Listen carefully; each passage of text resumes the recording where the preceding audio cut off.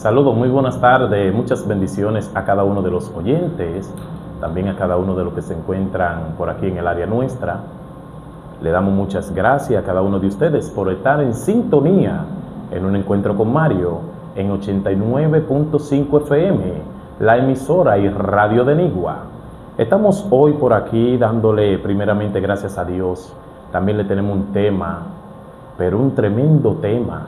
El tema que tenemos en el día de hoy es basado al libro de los Hechos. Tenemos por aquí una invitada que es más que una bendición de tenerla por aquí. Se llama Yesenia de Pérez. Ella es una sierva, una gran misionera de Dios, y sé que vamos a hablar de un tema que va a ser de gran bendición para cada uno de los oyentes que nos van a escuchar en esta tarde. Pero antes de, vamos a iniciar con una oración. Esta vez le vamos a dar el honor a la misionera de que inicie con la oración. Amén. Padre Celestial, te damos gracias por tu infinito amor y misericordia para con cada uno de nosotros. Padre amado, te pedimos que sea tú tomando el control de todo lo que digamos, todo lo que vamos a hacer en este momento, que todo sea para gloria y honra tuya y para los radioescuchas, Señor. Te pedimos, Dios, que tu voz, que tu Espíritu Santo, que es el Consolador, que es quien muestra nuestra conciencia, que es quien nos rescata del mundo y de todo lo que el enemigo quiere quitarnos. Él es quien nos rescata. Señor, te damos gracias y te presentamos este momento para gloria y honra tuya, Señor. Bendice a mi hermano Mario, bendice a cada radio oyente en el nombre poderoso de Jesús. Amén. Pero antes de iniciar, vamos a tener unos breves anuncios y también unos saludos para cada uno de los oyentes. De una manera especial, tenemos el Dream Angie y también el colmado JJ. Antes de bajar al hoyo, eso se encuentra en el sector de Yogoyogo, Barrio Lin. También le mandamos un saludo a Prietico, mejor conocido como el Jeffrey, allá en el hoyo de Yogoyogo. También tenemos un ícono de Yogoyogo, Juan Isidro Germán Aliel Cupi. También tenemos a Macón, que siempre se encuentra en sintonía con cada uno de nosotros. Ahora bien, vamos a darle inicio a este conversatorio de la palabra de Dios que tenemos con la misionera Yesenia de Pérez. Yesenia de Pérez, ¿por qué Saulo perseguía la iglesia de Jesucristo en aquel entonces? Bueno, en aquel entonces estaba Saulo. Él pertenecía a lo que era el Sanedrín, un grupo religioso, y él estaba celoso de lo que se predicaba en aquel tiempo, que se predicaba el cristianismo, que era para él una herejía religiosa, y amenazaba con la pureza del judaísmo tradicional. Esta era una de las cosas a la cual él perseguía a los cristianos. Muy bien, pero no podemos tampoco dejar afuera que este hombre venía también instruido por un maestro de la ley de aquel entonces llamado Gamaliel. Este hombre perseguía a la iglesia constantemente, y nosotros podemos reconocer que a pesar de que perseguía a la iglesia, era un hombre que tenía una gran potestad a donde quiera que se movía. No como hoy en día la policía de aquí dominicana, si no le suministran, por ejemplo, un espacio a que vayan a investigar algo a Estados Unidos, ellos no pueden acceder. Pero este hombre tenía una autoridad en todas las naciones. Sí, él tenía mucha autoridad en todas las naciones, pues pertenecía, como ya dije, a un grupo religioso que también era entrenado ya por este grupo compuesto Sanedrín, por 71 miembros. Ahí estaban los escribas, los fariseos, los maestros de la ley, estaban también todos aquellos sacerdotes de aquel tiempo. Entonces, ya él tenía celo, porque imagínate, ya lo que le habían enseñado ya no se estaba predicando, sino que se estaba predicando una nueva para ellos, una nueva religión. Exactamente. Y eso eran celos religiosos, la cual por esa razón él se metía en las casas, formó una revuelta tremenda, Así mismo es. persiguiendo a los cristianos. Pero también tenemos aquí otra pregunta respecto de, siguiendo la misma línea, ¿por qué Saulo quedó ciego cuando iba montado en el caballo rumbo a Damasco? Él quedó ciego porque si, imagínate, ya él había tomado una revuelta, entonces donde quiera que vaya, que haya cualquier cristiano, él lo iba a seguir formando lo que buscando, lo sacaba de las casas, lo mataba. Entonces, si él iba a seguir con esta revuelta, el Señor dijo, espérate, vamos a hacer algo. Exacto. Entonces, mientras él iba caminando a Damasco, una luz resplandeciente, una luz celestial, podría decirse también, Sí, le resplandeció de una manera que no pudo ver. Dice que los ojos se fueron quedó tan ciego que lo que medía su vista era su 0.47 y 0.411, o sea que no veía nada, estaba totalmente ciego. Él duró 3 días con esta ceguera. Entonces, discúlpeme, misionera Yesenia, entonces estamos hablando que Saulo se encontró cara a cara con Dios, se encontró con el jefe, con el patrón de los evangélicos que él perseguía aquí en la tierra. Entonces, al tener ese encuentro, este hombre, al ver esa luz tan brillante, una luz con un resplandor, lo tumba del caballo, pero de inmediatamente que lo tumba del caballo, este hombre queda completamente ciego. Sí, queda ciego de una manera que no podía ver. Es una ceguera, como dije antes, ya duró 3 días. Sí.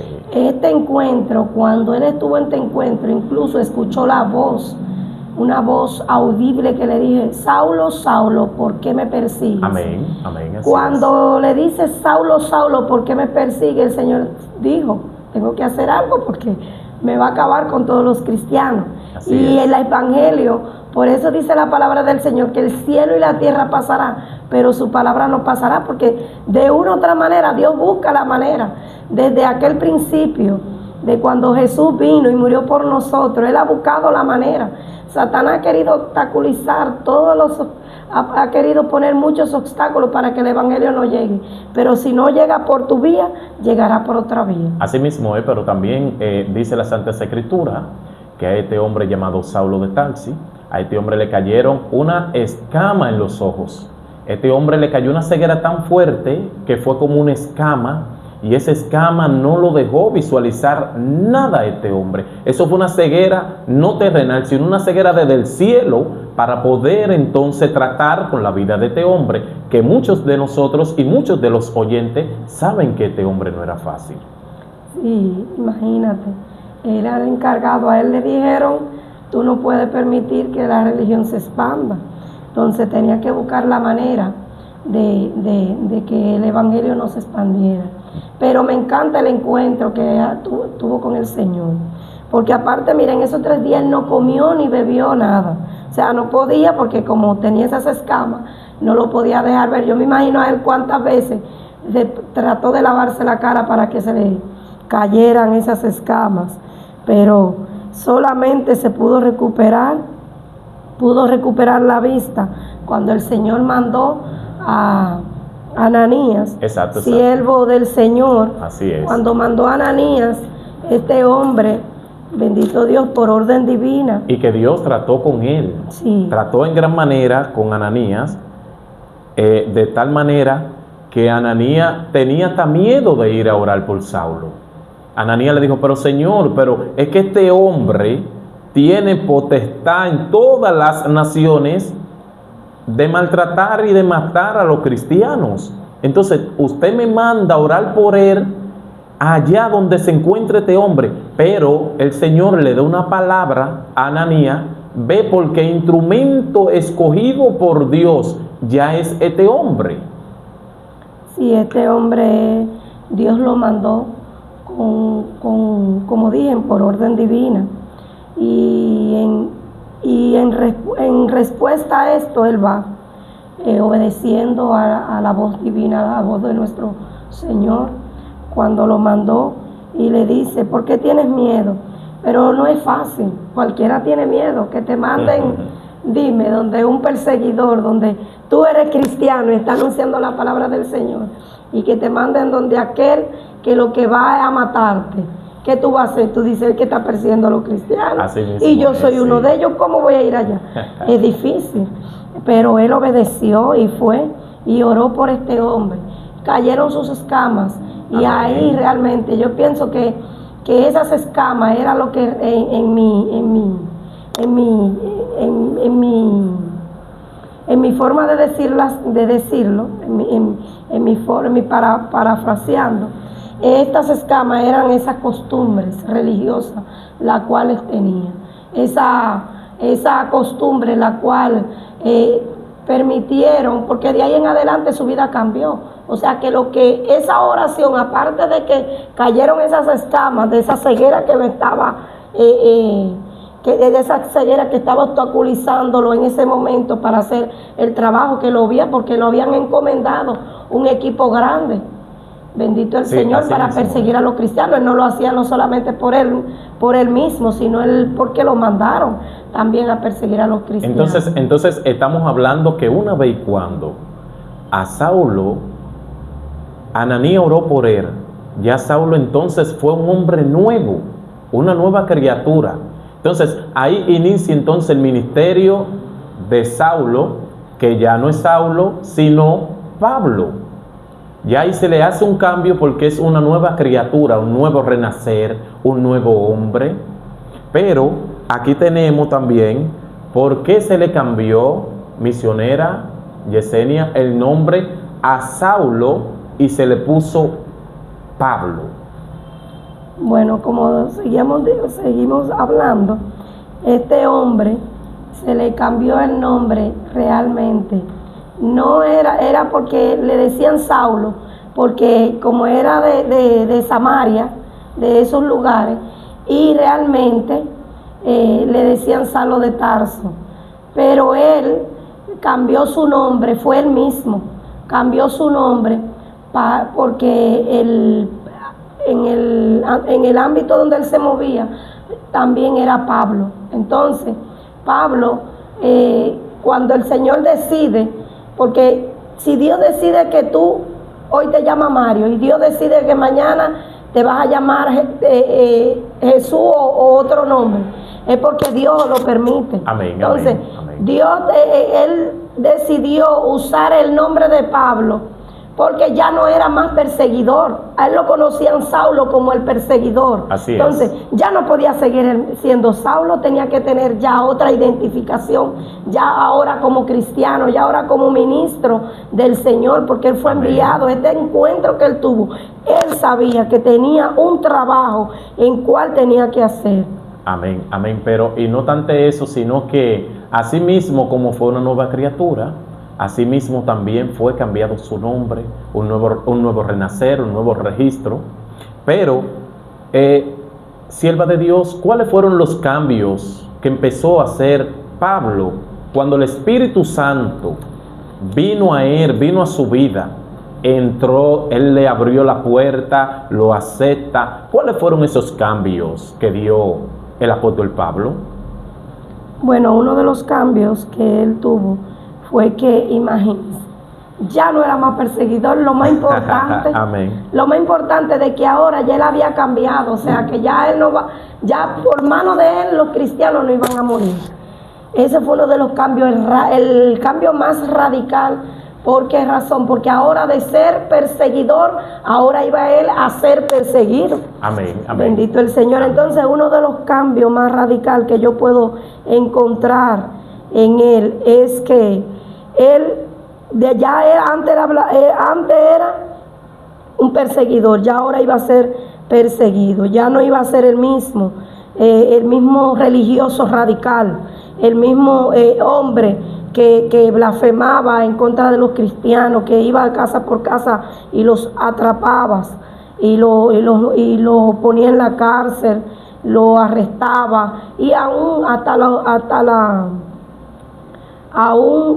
cambió su odio por los cristianos, y aún ese orgullo y esa ceguera que él tenía, o sea, inmediatamente esa ceguera espiritual ya cambió, convirtiéndose en ¿qué? Ahora en el que cambiaba la vida, en que hablaba del Señor, en aquel que hablaba del Cordero que fue inmolado en la cruz, que era Cristo. Amén, bendito el Señor. amén, amén. Pero también nosotros sabemos que ya que viene a ser Pablo, fue perseguido, y fue perseguido por su misma gente que él gobernaba, por su misma persona que él andaba, por su misma persona que él ejecutaba y mataba a los cristianos. Este cambio de Saulo a Pablo no le fue tan fácil, trajo su consecuencia. Fue perseguido día y noche por este cambio. Entonces estamos hablando que salió de la tiniebla hacia la luz. Y al salir de la tiniebla hacia la luz, la misma tiniebla perseguía a Pablo. Eso fue un cambio espiritual, de un nuevo renacer, de un nuevo hombre. Este hombre ya no eras el mismo que era antes, sino muy diferente, gracias al Espíritu Santo que llegó a su vida. Sí, el Cordero, que es Cristo, el Espíritu Santo obró en fe de una manera que el arrepentimiento que él sintió de lo que hacía antes fue muy grande. Y yo sé que una de las cosas por la cual él después de ahí dejó de perseguir a los cristianos, y él fue perseguido, fue porque él tenía que sufrir la causa que habían sufrido esos cristianos. Amén. Él tenía que sufrir, él tenía que padecer ya lo mismo que él hacía. Ahora a él era que le hacían esas cosas, a él era que lo apresaban, a él era que lo injuriaban, a él era que iba a la cárcel, bendito el Señor. Pero ahora él lo hacía por la misma causa por la cual los otros cristianos, por la cual los otros cristianos padecieron, porque decían que ahora decían que Pablo era el hereje. O sea, el hereje en este momento ahora era Pablo. ¿A quién era que había que perseguir?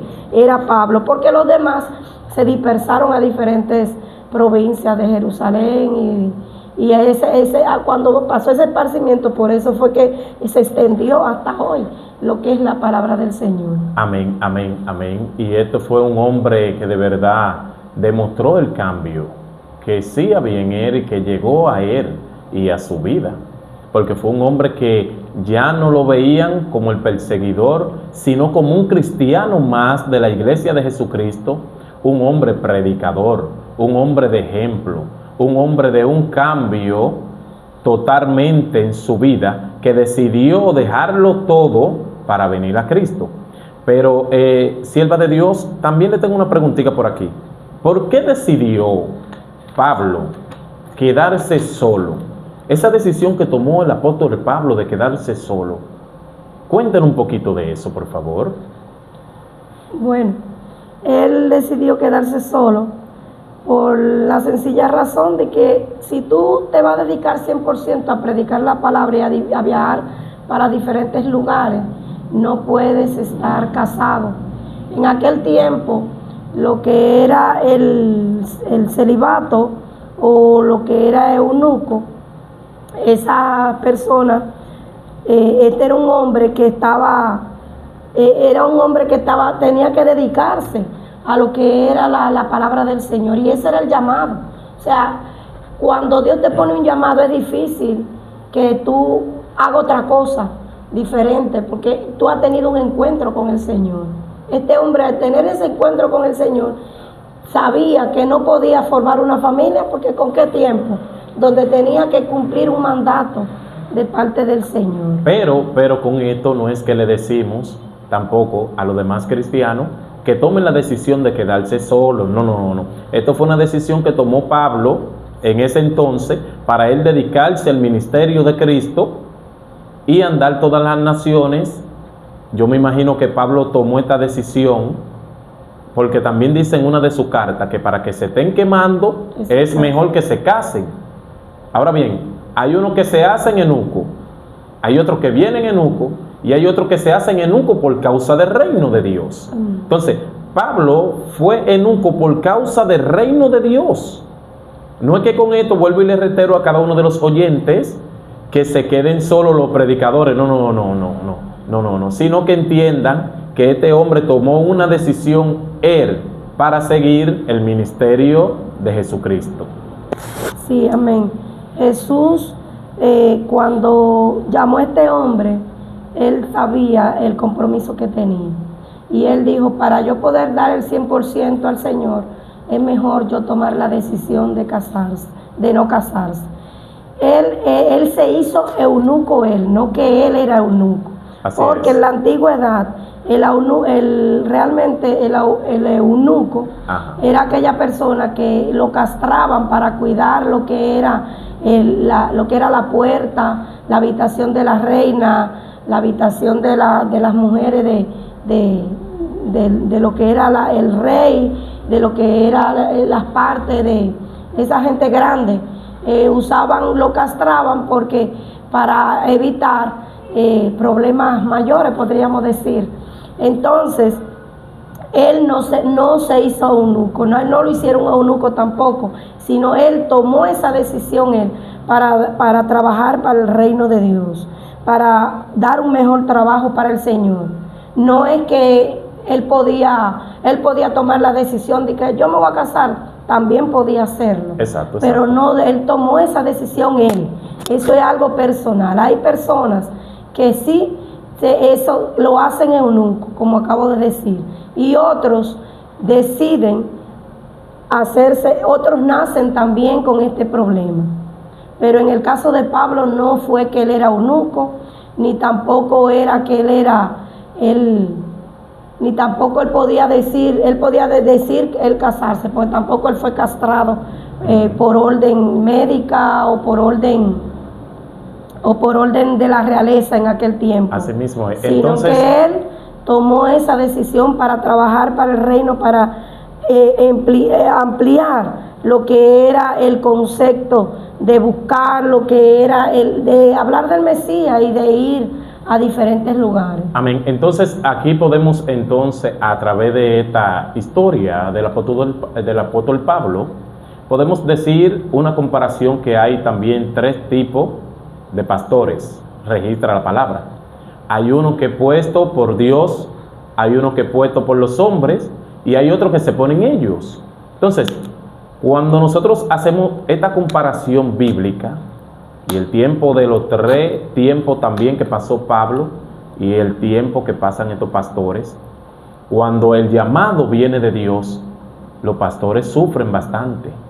Los pastores, cuando están ahí al frente de la grey, hablando claramente de la iglesia, no es fácil. Tienen que tener siempre ese paño de lágrimas, ser psicólogo. Son muchas las cosas que pasan los pastores, ¿verdad que sí? Sí, los pastores pasan y sufren mucho. Solamente cuando a uno le hacen el llamado, más si uno es muy joven, amén, uno dice, wow, no, yo no voy a poder. Son muchas las cosas, más cuando uno está muy cerca de los... Misionera, pero disculpa que le interrumpa, pero cuéntame un poquito ahí mismo de ese llamado que se le hizo al pastor Tomás Pérez y también a usted, que es su esposa, porque cuando el pastor no está, queda usted en representación de la iglesia como la pastora. Explíqueme un poquito de ese llamado cuando el Señor se lo da a ustedes, que estoy seguro que no todo el mundo quiere pastorear una iglesia. No es fácil bregar con gente, pero cuando viene de Dios, sí hay que hacerlo. Sí, amén. Cuando nosotros estábamos orando, no estábamos conociendo, no teníamos ningún compromiso de noviazgo ni de nada todavía. A mí desde pequeña me hacían ese llamado, pero yo decía no puede ser, no voy a aceptar, por la sencilla razón de que yo veo todo lo que sufren mis pastores, y al venir, y él también veía de su parte cómo sufría su pastor, porque estaba muy de cerca con ellos trabajando. A mí me pasaba lo mismo cuando y estábamos en ese retiro. Mientras estábamos allá, él estaba sentado del lado de los varones, yo del lado de las hembras. Y cuando estaba ministrando el predicador, él fue allá y dijo, y nos buscó, y nos juntó las manos, y nos dijo, ustedes van a pastorear. Wow. Yo lo miré, él me miró, y nada, esperamos que terminara la oración. Con las miradas nos dijimos todos. Wow. Ahí nos dijimos muchísimas palabras. Avísame si tú vas a ser pastor. Yo lo dije después que terminó el retiro, yo le dije, yo creo que es mejor dejar de orar. Wow. Porque aunque me han hecho ese llamado, no pienso nunca por mi mente, pasa por mi mente asumir esa responsabilidad. Si tú piensas hacerlo, por favor dímelo desde ahora. Wow. Y él dijo, no, también opino lo mismo. No sé si era por salir del... Sí, pero sí. él me dijo, sí, no, yo también opino lo mismo. Yo veo todo lo que sufren los pastores y yo estoy cerca de mi pastor y veo todo lo que pasa, lo que sufren. Y no pienso decir sí. Bueno, en fin, es que seguimos orando, nos casamos. Y ya cuando teníamos el segundo bebé, tenía como 1 o 2 meses, nos hicieron el llamado. Nos dijeron, queremos que pastoreen en la costa. Cuando nos hicieron ese llamado... ¿Cómo se llama la iglesia, perdón? La iglesia Templo del Avivamiento en la costa. Amén. Cuando nos hicieron ese llamado, yo intenté decir que no, pero por mi boca no pudo salir una palabra. Se me formó un nudo en la garganta. Entonces, ahí caemos al principio de cuando entonces viene Pablo y Dios le hace el llamado. Pablo obedece el llamado, pero Pablo obedeció en silencio y dijo, bueno, Señor, si esto viene de ti, yo voy a asumir todas las consecuencias que vengan a mi vida. Haciendo una comparación, ¿verdad? Sí, eso es cuando uno decide, porque muchas veces yo digo, humanamente, yo voy a decir que no. Pero a mí me pasó, no lo que le pasó a Pablo, que cayeron sus escamas, a mí se me formó un nudo en la garganta, la cual no pude hablar. Amén. Luego le dije a mi esposo lo que me pasó, le dije, sentí de parte de Dios que no podía decir que no.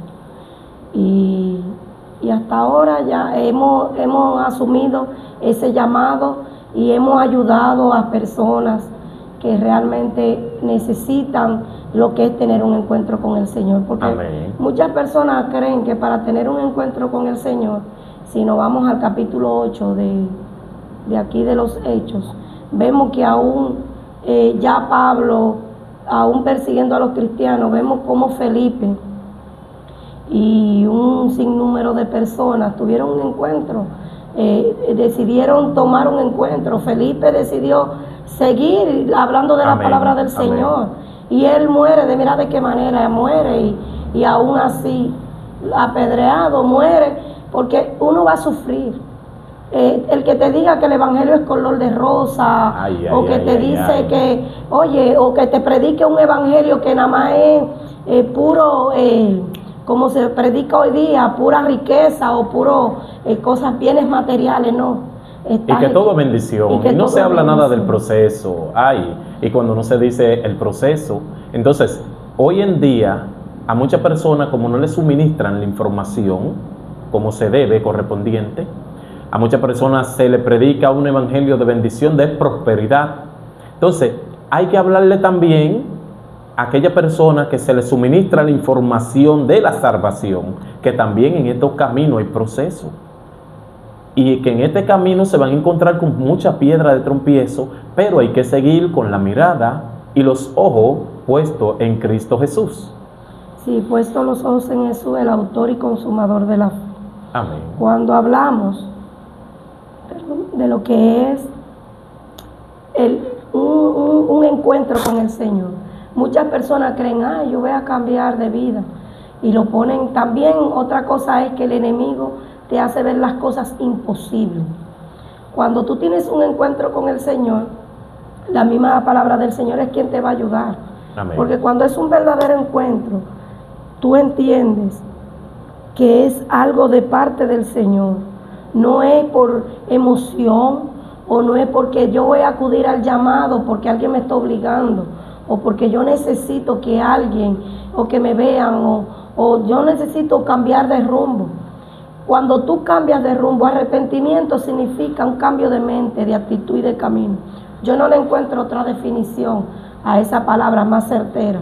Porque cuando tú te arrepientes de algo que tú hiciste, de algo que está mal, o algo que Dios te da, porque cuando hablamos de la ceguera que había en Pablo, fue algo que era que lo estaba ciego, no podía ver lo que realmente Jesús quería que él viera. Amén. Bendito el Señor. Por esa razón, él cambió de rumbo, cambió de pensamiento, cambió de actitud y cambió de camino. Porque él antes era perseguidor, ahora iba a ser perseguido, pero por causa de Jesús lo valía, porque ya Jesús había pasado por nosotros, ya había sufrido en una cruz por nosotros, entonces ya valía valía la pena. Amén. Sufrir por el Mesías. Amén, amén. Entonces, ya que estamos hablando en el ámbito y en el término de cambio, misionera Yesenia Pérez, o de Pérez, nosotros aquí debemos de entender algo, y cada uno de los oyentes quieren quizá escuchar esta palabra. El cambio, cuando un creyente viene a los pies de Cristo, ¿se lo dan los pastores o se lo da el Espíritu Santo a través del tiempo que va moldeándolo y tratando con ellos después que están en el camino de la fe? Claro, cuando nosotros venimos al Señor, el cambio lo da el Espíritu Santo. Por Amén. Eso hay personas que dicen, yo me convertí. La conversión significa, es un cambio que lo que tú hacías antes ya tú no lo vas a hacer más. Un cambio es que las cosas que tú antes creías ya es diferente, ya tú tienes otra creencia, ya tú vas a cambiar. Las cosas viejas pasaron, ya son aquí todas hechas nuevas. Sí, en 2 de Corintios nos dice esto. Amén. En 1 de Corintios 5:17, nos dice, las cosas viejas pasadas aquí todas son hechas nuevas. Entonces, si por eso le dije que el mejor arrepentimiento es un cambio de mente, de actitud y de camino, el Señor nos dice que tú vas a tener un cambio, pero ese cambio no es solamente como personas que cambian de la noche a la mañana. Ese es un cambio que va de día en día. ¿Por qué razón de día en día? Porque tú no puedes convertirte hoy y ya mañana estás rompiendo sillas y no, eso es un cambio. O sea, tú vas a cambiar. Si tú cambias de la noche a la mañana, en cualquier momento y en cualquier cosita, caes, resbala y vuelves al mundo. Cuando tú cambias, el Espíritu Santo es quien se encarga de ser la persona que realmente Él quiere que tú seas. Entonces, estamos hablando, ministra del Señor, estamos hablando que hay que pagar un precio en este camino. En este camino hay que pagar un precio de una enseñanza a través del tiempo, de una escuela bíblica, doctrina, enseñarle el camino al nuevo creyente, para que el nuevo creyente vaya creciendo y entendiendo que a través de las adversidades, a través del proceso, debe de seguir poniendo sus ojos en Cristo Jesús, el autor y consumador de la fe. Sí, al nuevo creyente lo primero que se nos dice cuando fui nueva creyente, lo primero es leer, orar. Esta es la comida. Un cristiano saludable tiene que orar, tiene que leer la Biblia, tiene que congregarse para poder ser un cristiano saludable. No es bueno que un cristiano de que se convierte esté yendo de iglesia en iglesia. El cristiano tiene que doctrinarse. Amén. Aprender de su pastor, de dónde tú te vas a congregar.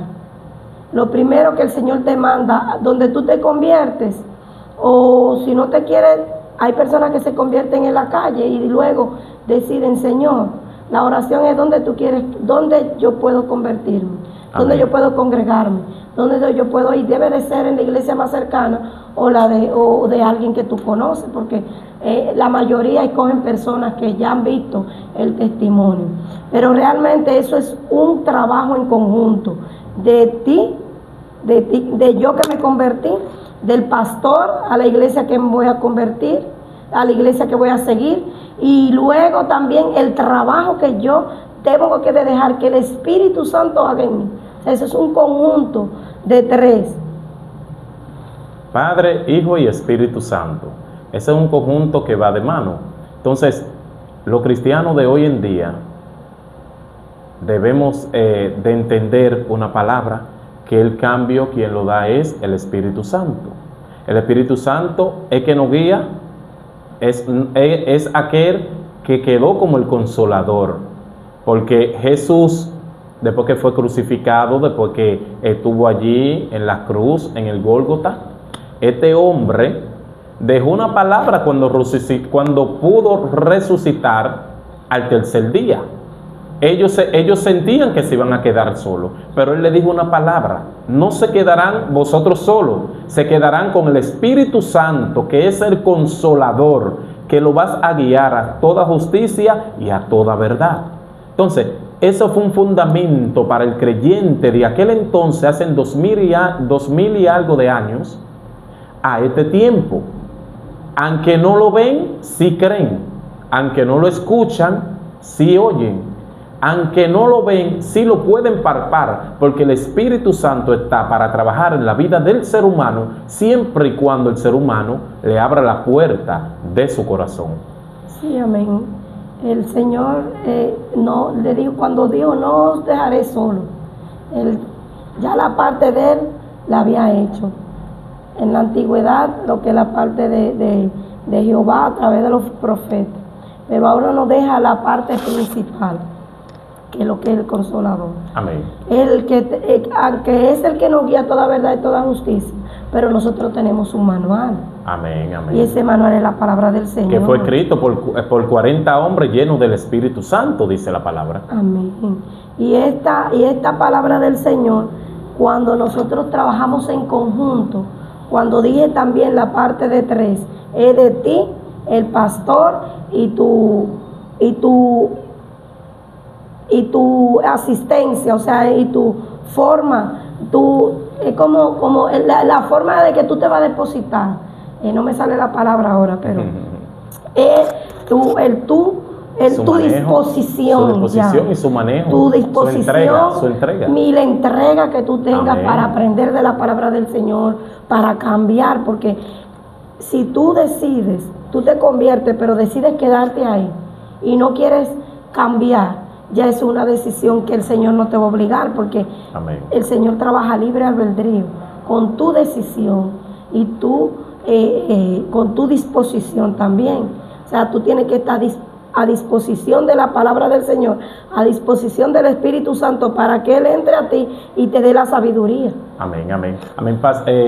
Hermana Yesenia, ¿qué usted quiere suministrarle a cada uno de los oyentes? ¿Qué le quiere dejar antes de nosotros finalizar esta entrevista de hoy jueves, gracias a la misericordia del Señor que nos encontramos aquí? ¿Qué mensaje usted le quiere suministrar a cada uno de esos oyentes que no conocen de Dios? Amén. Esas personas que no conocen del Señor, yo les digo que Cristo murió por ti, y por mí ese encuentro que tuvo Saulo lo puede tener cualquiera. Amén. Cualquiera, solamente es la disposición. Saulo vio esa luz. Él podía quedarse ahí, él podía, aun cuando Dios envió a Ananías a orar por él podía decir que no. Exacto. Porque es el libre albedrío. Dios no te obliga a tú servirle. Eso es una decisión personal. Por eso la salvación es personal. Entonces, como la decisión es personal, sí mismo la salvación, yo te invito a que siempre siga escuchando la palabra de Dios, siempre siga buscando la manera de cómo escuchar la palabra de Dios, porque la palabra de Dios, la fe viene por el oír, y el oír la palabra de Dios. O sea, que no solamente es leerla, porque muchas personas la leen y no la entienden. También ponerla en práctica. Ponerla en práctica, pero también el tú escuchar. Cuando una persona escucha mucho, tú eres loco, tú eres loco, tú eres loco, termina siendo loco. Sí, así mismo. Cuando una persona escucha la palabra de Dios y tú en sí, el Señor dice que aquí Él murió por todos Él fue a la cruz del Calvario. Y que ahí mismo nosotros reconocemos que dice la palabra de Dios que por escuchar y oír la palabra de Dios viene la fe. De verdad, ministra de Dios, para mí fue más que un honor tenerla aquí en esta plataforma, Yesenia de Pérez. Que yo de verdad le digo que no sea la última ni la primera vez que usted esté por aquí con nosotros, Y le agradezco a cada uno de los oyentes por estar en sintonía con Un Encuentro con Mario en 89.5 FM. Por favor, denos like, ayúdennos a crecer, publiquen ese link de la emisora siempre que nosotros les suministramos y subimos siempre a la página. Ayúdennos a seguir creciendo y avanzando, porque de verdad necesitamos de cada una de las ayudas de ustedes. Que este tema sea de muchas bendiciones para cada uno de los oyentes que nos han escuchado en esta tarde a través de la misionera Yesenia Pérez. Muchas gracias.